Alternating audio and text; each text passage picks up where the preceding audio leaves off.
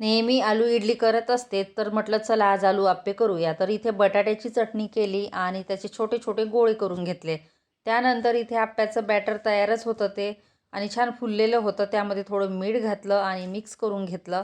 एकीकडे तवा ठेवलेला आहे आप्पे पात्र, त्यामध्ये थोडं तेल ॲड केलं. नंतर इथे थोडं थोडं बॅटर टाकलेलं आहे. त्यानंतर त्यावर जे गोळे केलेले होते ते ठेवले आणि परत त्यावर बॅटर टाकलेलं आहे. अगदी आलू इडलीप्रमाणे केलेलं आहे ते. आणि हे आलू आप्पे छान लागतात खायला. मी फर्स्ट टाईम केले, पण सर्वांना आवडले.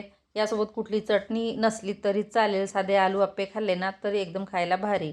बघू शकता अशा पद्धतीने ते बॅटर टाकलेले, परत वरून थोडं तेल टाकलेलं आहे आणि 10 ते 15 मिनटं मस्त असे भाजून घेतलेले आहे.